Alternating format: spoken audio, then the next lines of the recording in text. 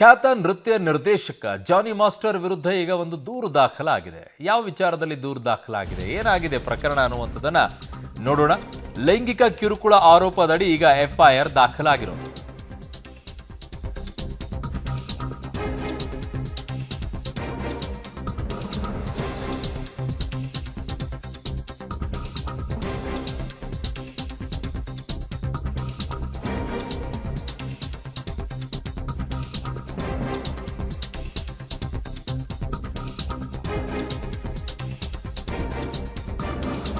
ಹಲವೆಡೆ ಲೈಂಗಿಕ ದೌರ್ಜನ್ಯ ಎಸಗಿದ್ದಾರೆ ಅಂತ ದೂರು. 21 ವರ್ಷದ ಯುವತಿ ಲೈಂಗಿಕ ಕಿರುಕುಳ ನೀಡಿದ್ದಾರೆ ಅನ್ನುವಂಥ ದೂರನ್ನ ದಾಖಲು ಮಾಡಿದ್ದಾರೆ. ಕನ್ನಡದ ಹಲವು ಹಾಡುಗಳಿಗೆ ನೃತ್ಯ ಸಂಯೋಜಿಸಿರುವಂಥದ್ದು ಜಾನಿ ಮಾಸ್ಟರ್. ಅನಂತಪುರ ಜಿಲ್ಲೆ ರಾಯದುರ್ಗ ಠಾಣೆಯಲ್ಲಿ ದೂರು ದಾಖಲಾಗಿದೆ.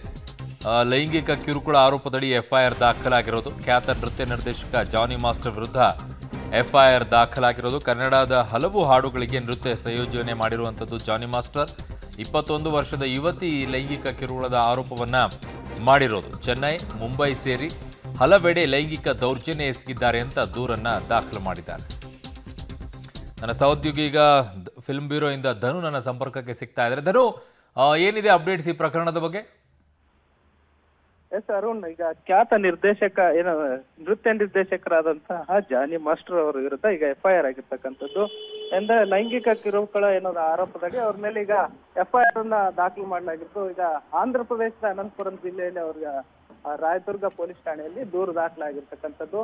ಚೆನ್ನೈ ಮತ್ತೆ ಹೈದರಾಬಾದ್ ಮತ್ತೆ ಸಾಕಷ್ಟು ಕಡೆ ಮುಂಬೈಗಳಲ್ಲಿ ಅವರ ಮೇಲೆ ಒಂದು ಅತ್ಯಾಚಾರವನ್ನ ಎಸಗಿದ್ದಾರೆ. ಆ ಒಂದು ಪ್ರಕರಣದ ಆರೋಪದಡಿ ಈಗಾಗಲೇ ಯುವತಿ ಈಗ ಅವ್ರಿಗೆ ಕಂಪ್ಲೇಂಟ್ ಅನ್ನ ಕೊಟ್ಟಿರ್ತಕ್ಕಂಥದ್ದು.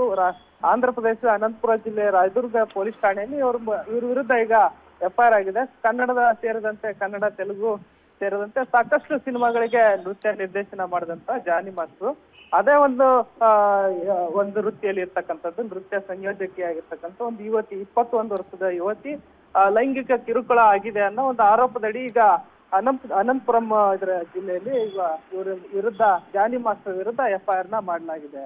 ಅರುಣ್. ಓಕೆ ಧನು, ನಿಮ್ಮೆಲ್ಲ ಮಾಹಿತಿಗೆ ಧನ್ಯವಾದಗಳು.